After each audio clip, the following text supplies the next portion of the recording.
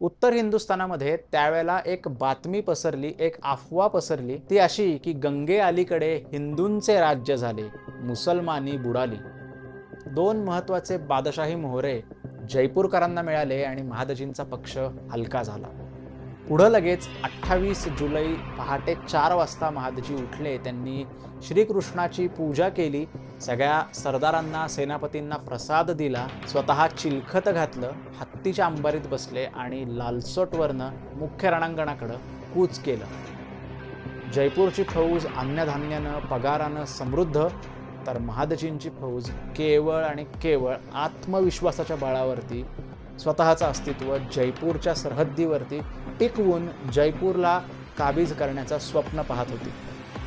सोमवार 30 जुलै 1787 रात्री अचानक डिबॉइन यांच्या फौजेतले 7,000 लोक आणि 75 तोफा अचानक जयपूरच्या सैन्याच्या दिशेनं जाऊ लागले. ये समयी लढाई घेणे सलाह नाही, म्हणजे ह्यावेळी लढाई करणं शहाणपणाचं नाही. लष्करात गर्दी होऊन पानिपत होईल. समय पानिपत सारखा प्राप्त झाला. आजच रात्री ते चालून येते तर मरण प्राप्त, ते म्हणजे जयपूरची फौज. आणि लवकरच महादजींनी पुन्हा एकदा उसळी मारली आणि अशा प्रकारे महादजींनी आता उचल खाल्ली होती पुढच्या काही महिन्यांमध्ये की सगळ्या उत्तर हिंदुस्थानाला कळालं, महादजींशिवाय मुघलांच्या सत्तेला, महादजींच्या शिवाय हिंदुस्थानाला काहीही पर्याय नाही.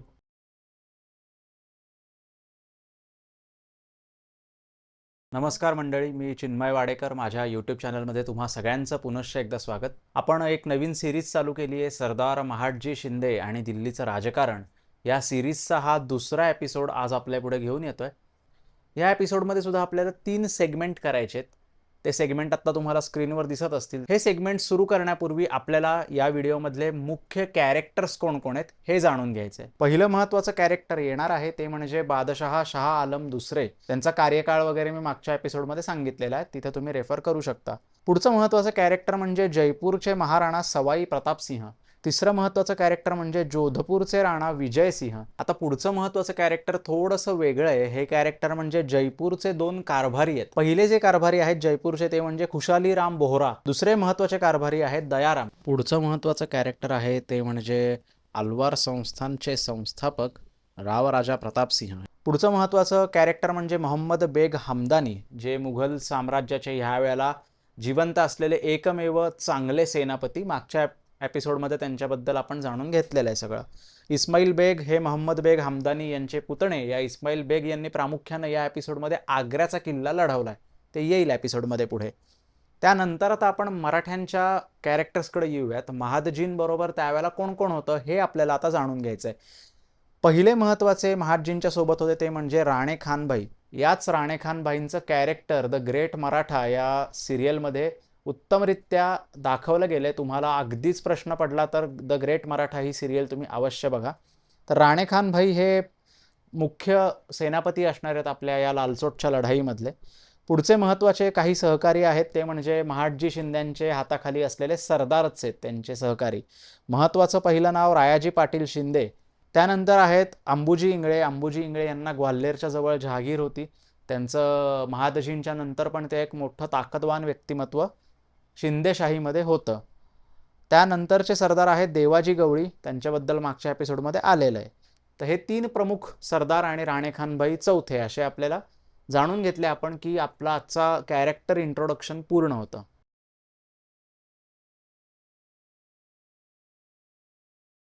6 मार्च 1787 जयपूरपासनं थोडंसं आग्नेय दिशेला असलेल्या लालसोट गावामध्ये एक महत्त्वाची बैठक भरली होती.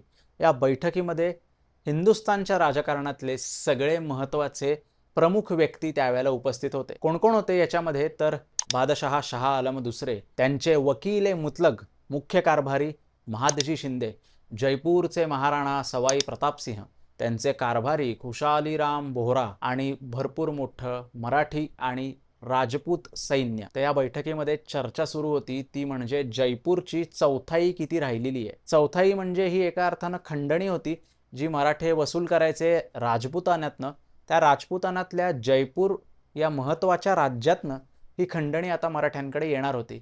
गेल्या खूप वर्षांपासून ही खंडणी तुंबलेली होती आणि आता ती खंडणी वसूल करायची यासाठी ही बैठक भरलेली होती. 3.5 कोटींची थकबाकी या बैठकीमध्ये महाडजी शिंदेंनी मांडली. त्याच्यावरती आपल्याला पत्रांमधनं जे उल्लेख मिळतात त्याच्यामध्ये असं सांगितलेलं आहे की 3.5 लाख रुपयांची मागणी केल्यावरती जयपूरचे कारभारी खुशालीराम बोहरा असं म्हणाले की आमच्या जयपूरच्या हवेलीला, आमच्या पॅलेसला सुद्धा 3.5 कोटी दगड नसतील तर आमच्याकडे एवढे पैसे कुठून आले. यावेळेला अजून एक महत्त्वाचं कॅरेक्टर इथं उपस्थित होतं, ते म्हणजे अलवार संस्थानचे संस्थापक रावराजा प्रतापसिंह. आता यांना आपण यापुढे रावराजा असं म्हणू. हे रावराजा जे होते यांनी 60 लाख रुपयांवरती तोड काढली आणि खुशालीराम बोहरा यांनी मान्यता दिली 60 लाखांना. 60 लाख रुपयांची तोड काढल्यावरती 60 लाख नेमके कुठनं घ्यायचे, तर असं ठरलं काही रक्कम रोख द्यावी, कॅश द्यावी, काही रक्कम दागिन्यांमधनं द्यावी आणि काही रकमेसाठी बाकीच्या जयपूरचा जो प्रांत होता, जयपूरचं जे राज्य होतं, त्या राज्यामध्ये मराठ्यांनी त्यांचे महसुलाचे अधिकारी नेमून थेट लोकांकडून पैसे जमा करावे. यामुळे झालं काय की जयपूरचं जे राज्य होतं ते फक्त जयपूर शहरापुरतं मर्यादित राहिलं. मिर्झा राजे जयसिंगांचं हे जयपूरचं राज्य अशा प्रकारे फक्त जयपूरपुरतं राहिल्यामुळे महाराणा सवाई प्रतापसिंह यांना राग आला आणि इथंच पडली मराठा आणि जयपूर, मराठा आणि राजपूत संघर्षाची पहिली ठिणगी. आता मात्र मराठे परत त्यांच्या जागेवरती गेले, म्हणजे मथुरेला गेले. बादशहा दिल्लीकडे निघाले आणि जयपूरचे महाराणा सवाई प्रतापसिंह, त्यांचे कारभारी खुशालीराम बोहरा, त्यांच्याबरोबर त्यांचे असिस्टंट दयाराम हे सुद्धा एकत्र बसले आणि या तिघांमध्ये जो सवाल जवाब झाला, जी चर्चा झाली ती आपल्याला एका पत्रामध्ये उपलब्ध आहे. ती अशी आहे, खुशालीरामाने राजाची भेट घेऊन वर्तमान सांगितले. राजाची म्हणजे सवाई जयसिंहांची. ऐवजाचा फडशा करून दिला पाहिजे असे म्हटले, म्हणजे की महादजींना द्यायच्या पैशांचा बंदोबस्त करून दिला पाहिजे. राजानं उत्तर केले, कुलकारभाराचा अख्तियार तुम्हावर, कळेल तसा उलगाडा पाडा. म्हणजे काय की कुलमुख्त्यारीनं कारभार करायचा खुशालीरामांकडे आहे, त्यांना जसा आवडेल त्याप्रमाणे त्यांनी उलगाडा करावा. तेव्हा दौलतराम हालदे म्हणजे दुसरे कारभारी जयपूरचे, यांनी आपलं कुटुंब यमुने पार लावून देऊन 10-12 हजार नवी फौज चाकरीस ठेवली. म्हणजे यांनी आपलं कुटुंब यमुनेच्या पार एका सुरक्षित किल्ल्यामध्ये मुघलांच्या राज्यात ठेवलं आणि ते स्वतः सडे झाले लढाईसाठी. शहरात पट्टीचा डौल घालून सावकार धरले, कैद केले, म्हणजे की शहरातनं टॅक्स वसूल करायचा असं सांगून सावकारांना पकडलं. मनस्वी रुपया मागो लागले, म्हणजे हे दौलतराम पैसे मागायला लागले. यामुळे जयपुरात आकांत वर्तला, म्हणजे जयपूर शहरामध्ये खूप अंधाधुंदी आणि आणीबाणीची परिस्थिती आली. लोक पळू लागले. पुढे दौलतराम रात्रौ घोड्यावर बसून 400-500 स्वारांनिशी जोधपूर विजयसिंह राजास जाऊन भेटला. तिथून तो लखनौला गेला. जयपूरचे जे कारभारी होते दौलतराम, त्यांनी जोधपूरच्या विजयसिंहांची भेट घेतली आणि त्याचबरोबर ते लखनौला सुद्धा गेले आसफ उद्दौला यांच्याकडे. आता हे का गेले होते, तर साहजिक आहे, दौलतराम हे मराठ्यांच्या विरुद्ध फौज जमवत होते आणि लढाईचा इरादा देऊनच त्यांच्या प्रत्येक हालचाली यावेळेला सुरू होत्या. आता ह्यावेळेला जयपूरच्या राज्यामध्ये अजून एक राजपुत्र होते ज्यांचं नाव मानसिंग होतं. या मानसिंगांना सवाई प्रतापसिंहांच्या जागी गादीवरती आणावं असा सल्ला अलवारच्या रावराजांनी महादजींना दिला. आणि महादजींना जेव्हा ही बातमी कळाली की आता दौलतराम कारभारी आपल्या विरुद्ध फौज जमवतोय, त्यावेळेला महादजींनी ठरवलं की या मानसिंगाला जयपूरच्याच एका किल्ल्यातनं कैदेतनं काढून स्वतःजवळ आणावं. त्याप्रमाणे मानसिंग हे महादजींच्या मुख्य छावणीत मथुरा वृंदावनला येऊन दाखल झाले. आता जयपूरला पैसे वसूल करण्यासाठी नेमकं कोण थांबलेलं होतं महादजींच्या वतीनं, तर रावराजा प्रतापसिंह हे जयपूरला थांबलेले होते आणि त्यांच्यासोबत मुघल कारभारी नजफ कुली खान, हे नजफ कुली खान सुद्धा तिथं जयपूरला थांबले होते. या दोघांची फौज काय फार मोठी नव्हती, त्यामुळे साहजिकच जयपूरकडनं जो वसूल येणे होता तो आला नाही. युद्धाचे ढग जमू लागले. महादजींना मात्र आता ठरवलं की ज्या प्रकारे गोहदचं राज्य आपण बुडवलं, मागच्या एपिसोडमध्ये गोहदचा संघर्ष आलेला आहे, तो तुम्ही पाहू शकता, त्याच प्रकारे आता हे जयपूरचं राज्य आपण काबीज करायचं आणि पैसे वसूल करायचे. उत्तर हिंदुस्थानामध्ये त्यावेळेला एक बातमी पसरली, एक अफवा पसरली, ती अशी की गंगे अलीकडे हिंदूंचे राज्य झाले, मुसलमानी बुडाली. आता ही केवळ अफवा होती, याच्यामध्ये काही तथ्य नव्हतं, पण याचा काही फार उपयोग झाला नाही. महादजींकडे ही अफवा पोहोचली तेव्हा महादजींनी आता ठरवलं की आपण काहीही करून जयपूरच्या राज्याची तोड ही काढलीच पाहिजे. रायाजी पाटील शिंदे आणि खुशालीराम बोहरा हे एकत्र आले आणि यांनी ठरवलं की महादजींनी नुसती फौज घेऊन जयपूरच्या किल्ल्याच्या तोंडाशी यावं. त्यांची फौज बघून, त्यांचा धाक बघून जयपूरचे महाराणा प्रताप सिंह आपोआप खंडणीत येतील आणि सगळ्या गोष्टी सुटतील. त्याप्रमाणे महादजींनी सुद्धा आता तयारी सुरू केली की आपण जयपूरच्या मोहिमेवरती जावं. आता हे जयपूरच्या मोहिमेचं सगळं सांगायच्या पूर्वी मी थोडंसं तुम्हाला मथुरा वृंदावनकडनं दिल्लीला घेऊन जाऊ इच्छितो. दिल्लीला ह्यावेळेला काय सुरू होतं तर गुलाम कादिर कोण आहेत? हे नजीब खान रोहेला यांचे नातू आहेत. गुलाम कादिर यांची दिल्लीच्या राजकारणामध्ये यावेळेला एंट्री झालेली होती. गुलाम कादिर आणि मुघलांचे जे तत्कालीन मुसलमान सरदार होते यांना काही केल्या महादजींचं वर्चस्व पटेना. त्यांचं असं म्हणणं होतं की वकील मुतलक सारखा मोठा खिताब आणि मोठं पद हे महादजींना का द्यावं. त्यामुळे त्यांनी असं ठरवलं की आपण सगळ्यांनी एकत्र येऊन बादशहाच बदलावा. आता बादशहा बदलणार म्हणल्यावर कोण तर बादशहांची म्हणजे शाह आलम सानी यांची सख्खी बहीण खिरून निसा या बेगमेला 2 मुलं होती. या 2 मुलांपैकी एकाला बादशहा करावं आणि शाह आलम बादशहांना काढून टाकावं. ही बातमी गेल्यावरती मात्र शाह आलम बादशहांचे डोळे उघडले. त्यांनी ताबडतोब महादजींना पत्र पाठवलं आणि सांगितलं की या फितुरांचा काहीतरी बंदोबस्त करा. मागच्या एपिसोडमध्ये आल्याप्रमाणे लखनौला त्यावेळेला शहजादा जवा बख्त होते. त्या जवा बख्त शहजाद्यांना बादशहानं लखनौवरनं दिल्लीला आणलं आणि त्याला आग्र्याची सुभेदारी देऊ केली. याच्यानं काय झालं, तात्पुरतं सगळ्या लोकांमध्ये उत्साह आला की शहजादे आलेत, आता शहजादे मदत करणार बादशहांना. पण हे शहजादे सुद्धा तसेच चंचल स्वभावाचे होते, यांच्याकडनं पण काही फार होणारं नव्हतं. अशा प्रकारे आता जवा बख्त आग्र्याला आल्यावरती हिंदुस्थानामध्ये मोठ्या प्रमाणावरती गोंधळ वाढत होता. गुलाम कादिर, त्यांच्यासोबत मोहम्मद बेग हमदानी, त्यांच्यासोबत जयपूरचे महाराणा सवाई प्रताप सिंह, त्यांच्यासोबत जोधपूरचे विजय सिंह हे सगळे मिळून हिंदुस्थानामध्ये महादजींच्या विरुद्ध ताकद तयार करत होते, ताकद निर्माण करत होते. याच प्रसंगाचे वकील हिंगणे यांनी अत्यंत उत्तमरित्या वर्णन केले. आपण त्यांच्या शब्दातच यावेळेची उत्तर हिंदुस्थानाची परिस्थिती जाणून घेऊयात. हिंगणे असं म्हणतात, हिंदुस्थान निक्षत्री झाले म्हणजे हिंदुस्थानामध्ये कुणी असा एक क्षत्रिय राहिला नाही की जो कारभार करू शकेल. शिखात फूट आहे. लखनौस वजिरी दौलत इंग्रजांवर अवलंबून म्हणजे अवधचे लखनौचे जे नवाब होते असफ उद्दौला यांनी इंग्रजांचं प्रोटेक्शन स्वीकारलेलं होतं, त्यामुळे ते इंग्रजांवर अवलंबून होते. हेस्टिंग गेल्यानं इंग्रजांचा प्रकार हलका दिसतो. हेस्टिंग म्हणजे वॉरेन हेस्टिंग्स, ते त्यांची बदली होऊन 1785 साली कॉर्नवॉलिस तिथं दाखल झाले. कॉर्नवॉलिस हे शांत स्वभावाचे गृहस्थ होते, त्यामुळे त्यांचा पक्ष हलका दिसतो असं हिंगणे म्हणतात. पातशहा म्हणावा तर 1,30,000 दरमहाचा तो चाकर, हे शब्द अत्यंत महत्त्वाचे आहेत बघा. म्हणजे 1,30,000 दरमहा पातशहांना खर्चाला मिळत होते, तेवढ्याच रुपयांचे ते चाकर आहेत. अवघ्या हिंदुस्थानचे ओझे एकट्या पाटील बाबांवरती आहे. म्हणजे अवघ्या हिंदुस्थानामध्ये महादजींशिवाय दुसरा कोणीही व्यक्ती कारभार करू शकणारा लायक नाहीये. युद्धाचे ढग उत्तर हिंदुस्थानावरती त्यावेळेला येऊ लागले. लवकरच मोठं युद्ध होणार आणि आता मात्र ह्या प्रसंगात सुद्धा महादजी एकटे पडलेले होते. त्यांच्या बाजूनं एक मुघल बादशहा होते, जे आत्ताच आपण वकिलांच्या पत्रामध्ये उल्लेख वाचला की बादशहा तो 1,30,000 दरमहाचा चाकर. म्हणजे बादशहांकडे काही ताकद नाही, कोणते मुघल सुभेदार नाहीत की जे सांगितलं की काम करतील, महादजींना मदत करतील. महादजी एकटे पडलेत, परंतु लढाई द्यायला ते सुद्धा तितक्याच कसोशीनं तयारी करतायत. काय होईल, लढाई होईल का, कसं होईल, हे आपल्याला आता पुढच्या सेगमेंटमधनं जाणून घ्यायचं आहे.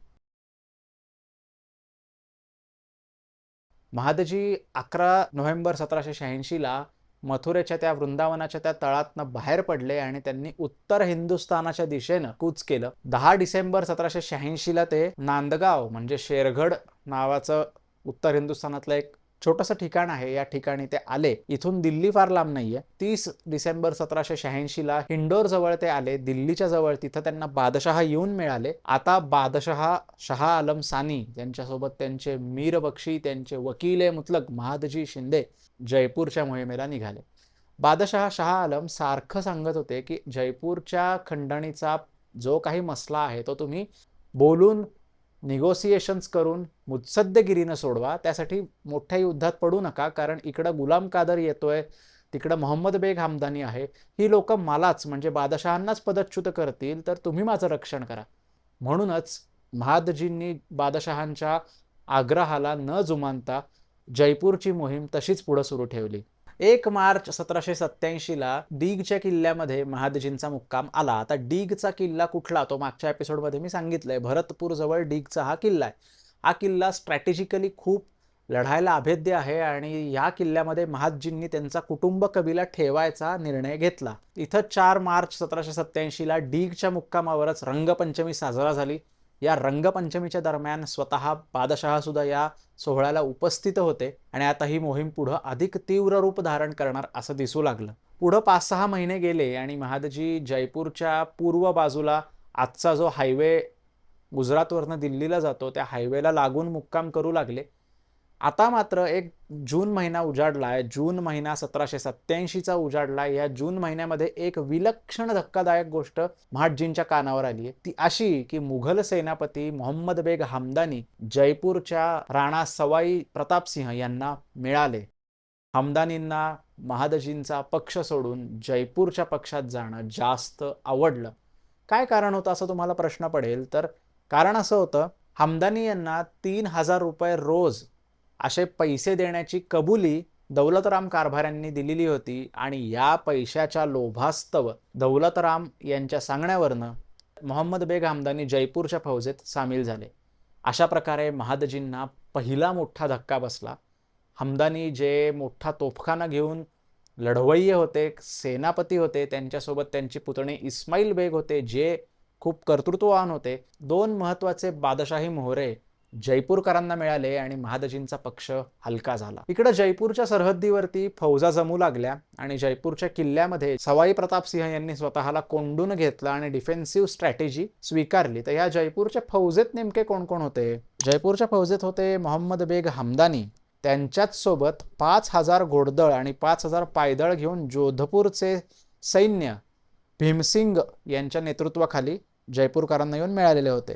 स्वतः जयपूरकरांनी सावकारांकडनं पैसे घेऊन लोकांना दमदाटी करून 20,000ची खडी फौज उभी केली होती. अशा प्रकारे जयपूरकरांकडे जवळजवळ 40,000 फौजेचा जमाव जमलेला होता. आता महादजींकडे कोण कोण, तर हा प्रश्न तुम्हाला पडेल, तर त्याचं उत्तर आपण लगेच जाणून घेऊ. महादजींकडे त्यावेळेला होते डिबॉईन यांचे कंपू, त्यांच्यासोबतच राणे खान भाई जे महादजींच्या फौजेची आघाडी सांभाळत होते, त्यांच्याबरोबर रायाजी पाटील शिंदे, अंबुजी इंगळे, धारराव शिंदे जे पंजाबला पानिपतला पंजाबच्या तोंडावरती थांबलेले होते शिखांचा बंदोबस्त करायला, ते सुद्धा यावेळेला महादजींना येऊन मिळाले. त्याचसोबत बादशहांचे काही फ्रेंच अंमलदार सुद्धा होते. अशा प्रकारे ही सगळी फौज महादजींच्या ताब्यात होती आणि ती पण जवळजवळ 30 ते 40,000 फौज ही सुद्धा होती. फरक इतकाच होता की महादजींच्या फौजेला पगार मिळालेला नव्हता. गेल्या 8 महिन्यांपासून डिबॉईन यांच्या फौजेचे पगार दिले गेले नव्हते. ही हिंदुस्थानी फौज, ही इंग्रजी फौज महिन्याच्या महिन्या पगार मिळाल्यावरती मगच लढाई करते.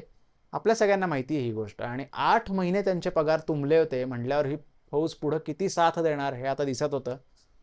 अशा प्रकारे जयपूरची फौज अन्नधान्यानं पगारानं समृद्ध, तर महादजींची फौज केवळ आणि केवळ आत्मविश्वासाच्या बळावरती स्वतःचं अस्तित्व जयपूरच्या सरहद्दीवरती टिकवून जयपूरला काबीज करण्याचं स्वप्न पाहत होती. जयपूरपासनं काही अंतरावरती आग्नेय दिशेला लालसोट या गावी महादजींचा तळ आला. राणेखान भाई हे आघाडीवरती जयपूरच्या अलीकडे 7 ते 8 मैलावरती मुक्काम करून राहिले. हे सगळं सुरू होतंय तोपर्यंत जुलै महिना उजाडला 1787 सालचा. 26 जुलै 1787ची ती रात्र. ह्या रात्री महादजी स्वतः सगळ्या फौजेची देखरेख करत होते.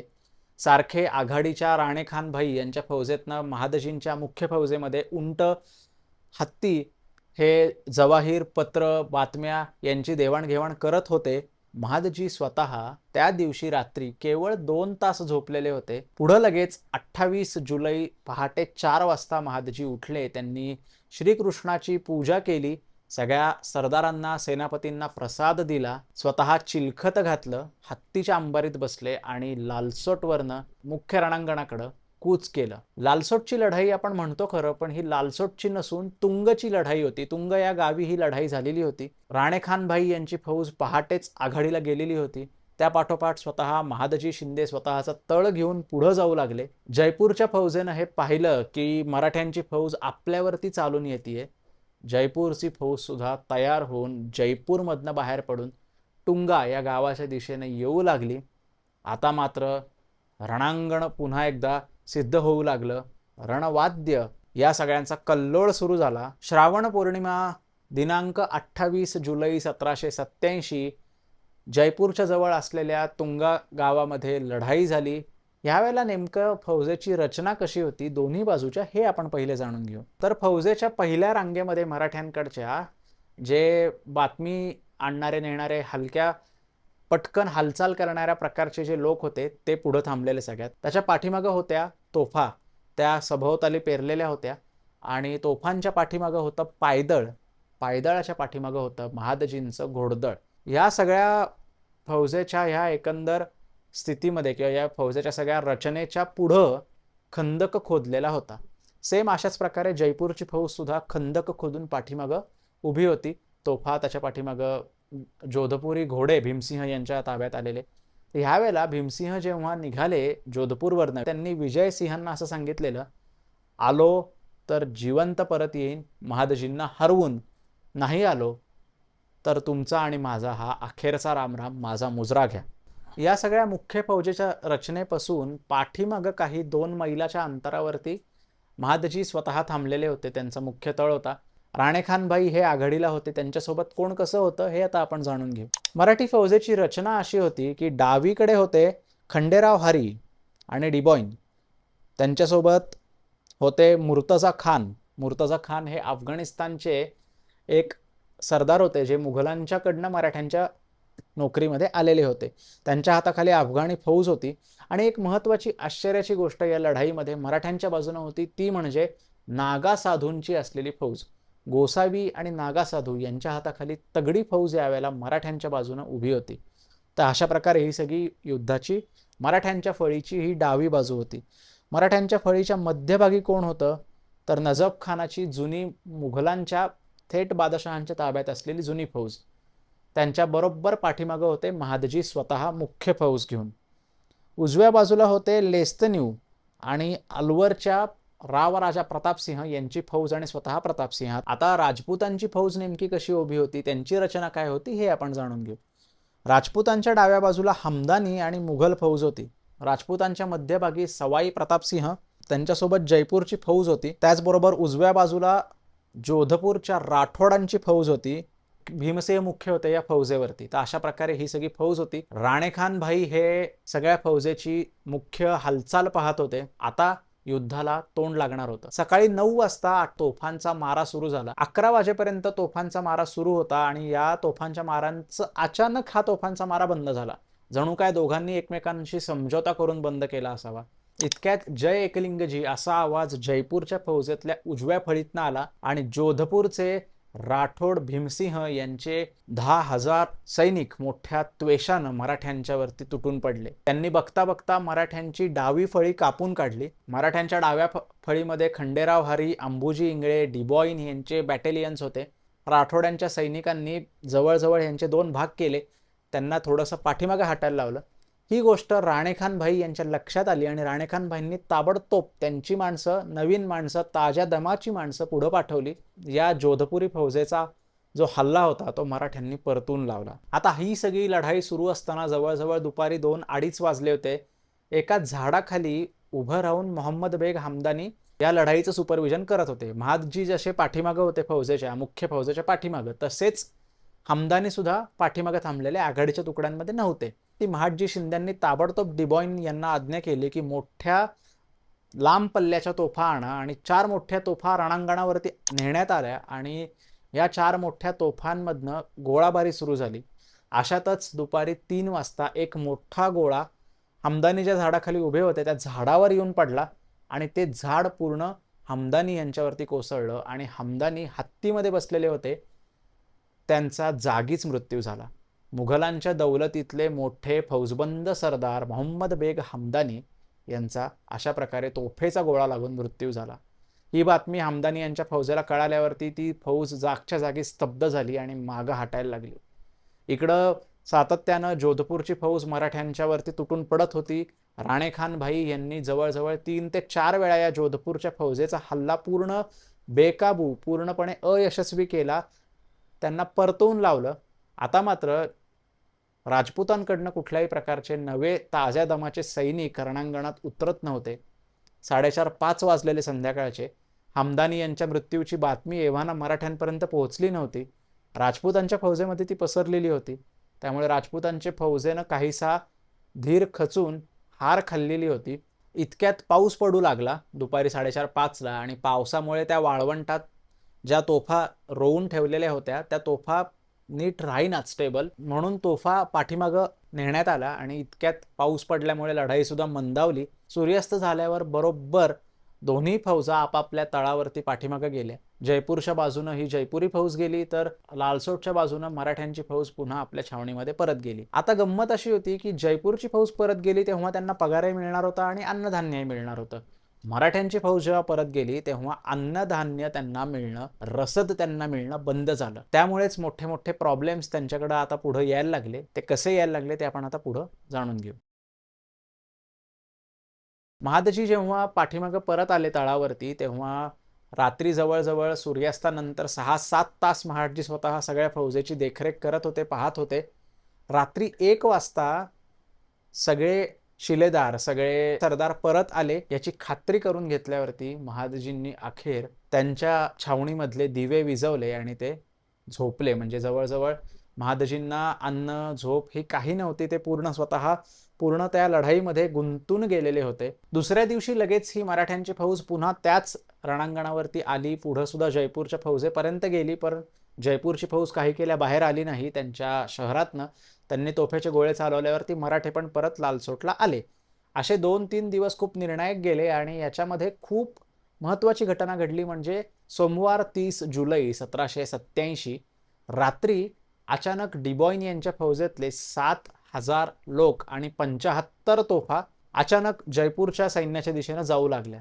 महादजींनी, राणेखान भाई यांनी खूप प्रयत्न केला की तुम्ही जाऊ नका, तुम्ही थांबा, पण काही केल्या पैसे, पगार न मिळाल्यामुळे हे सैनिक निघालेले होते. या सैन्यानं सांगितलं, या शिपायांनी सांगितलं की 8 महिन्याची तलब चुकती करा. महादजी शिंदे यांच्या पत्नी सुद्धा येऊन यावेळेला त्यांची विनवणी करत होत्या, परंतु ते थांबले नाहीत.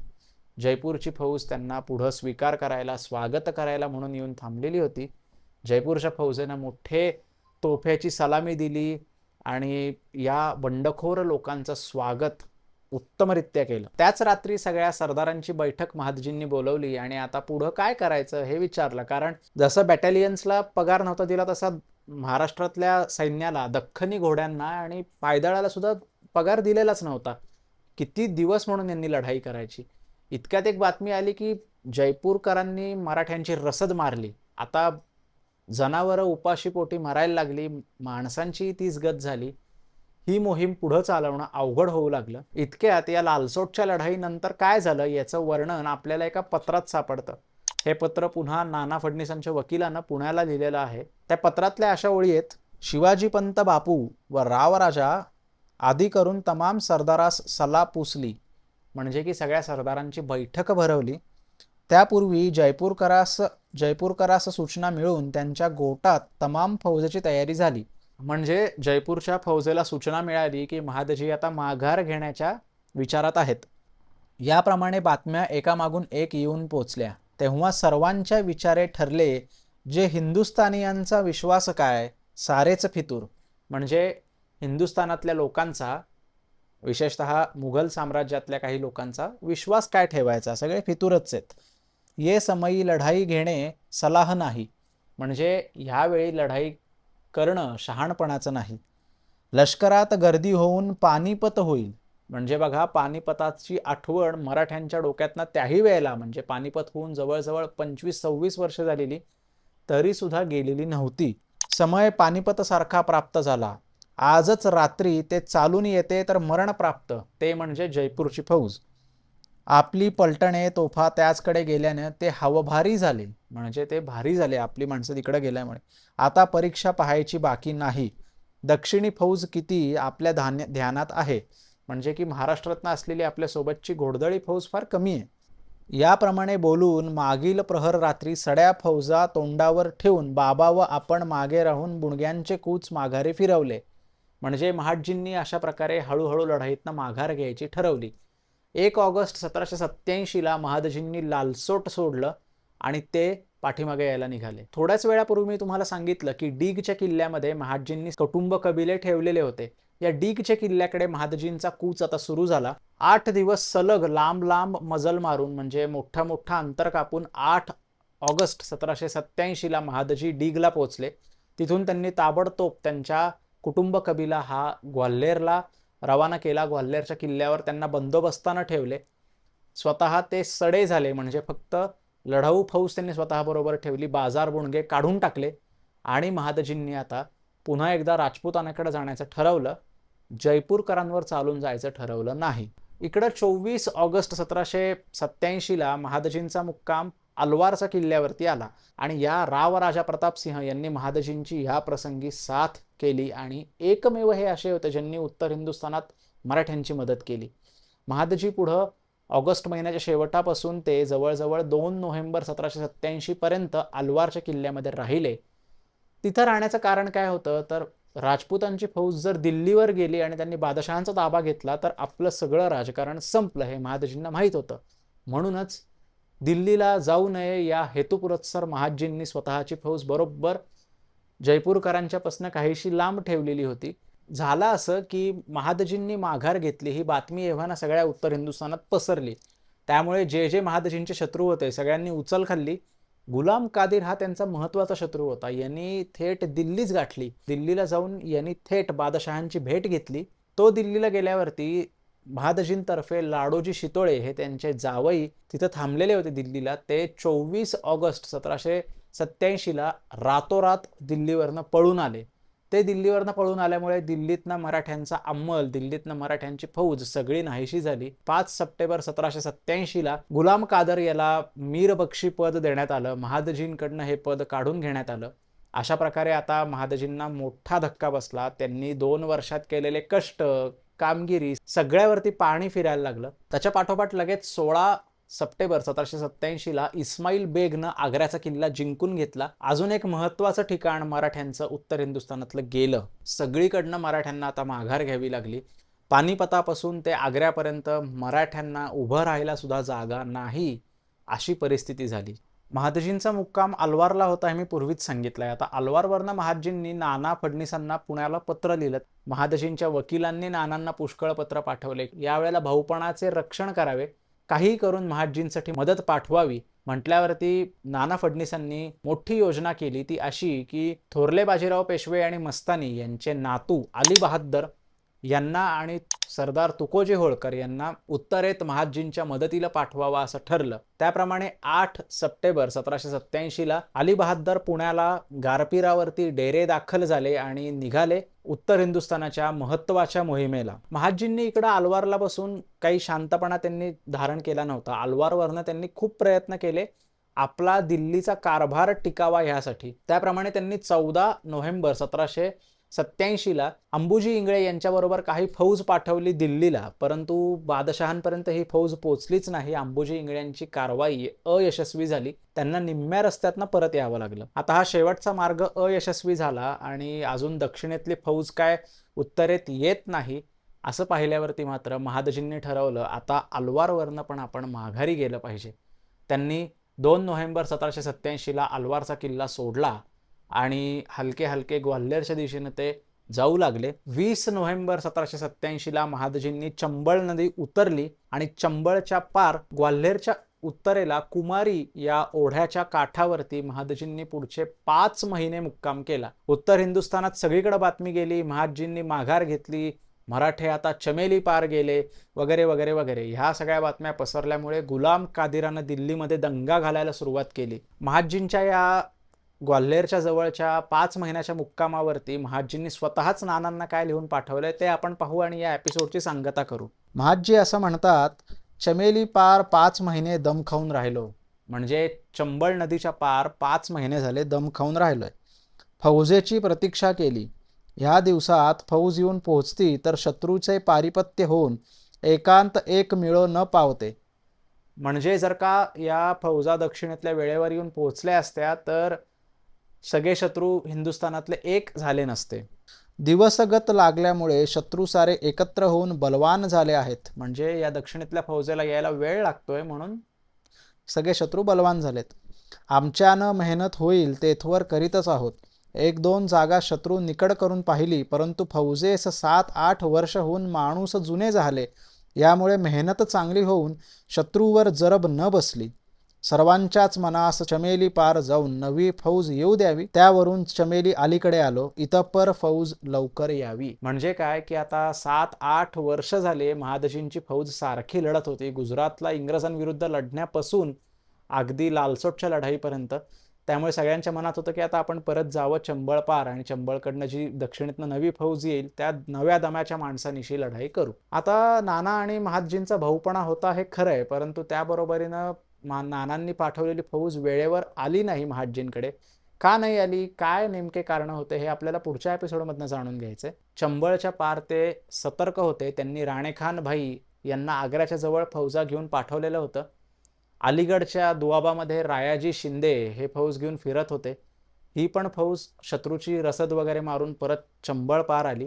सगळी फौज एकत्र जमली आणि लवकरच महादजींनी पुन्हा एकदा उसळी मारली आणि अशा प्रकारे महादजींनी आता उचल खाल्ली होती पुढच्या काही महिन्यांमध्ये की सगळ्या उत्तर हिंदुस्थानाला कळालं महादजींशिवाय मुघलांच्या सत्तेला, महादजींच्या शिवाय हिंदुस्थानाला काहीही पर्याय नाही. चॅनलला सबस्क्राईब केलं नसेल तर नक्की सबस्क्राईब करा. पुढच्या एपिसोडमधनं आपल्याला गुलाम कादिर यांनी महादजींच्या अनुपस्थितीमध्ये बादशहा शाह आलम यांचे डोळे कसे काढले आणि काय दिल्लीला त्यांनी धुडगोस घातला तो जाणून घ्यायचा आहे. तोपर्यंत चॅनलमध्ये नवीन असाल तर सबस्क्राईब करा. व्हिडिओ आवडला असेल तर नक्की कमेंट करा, लाईक करा.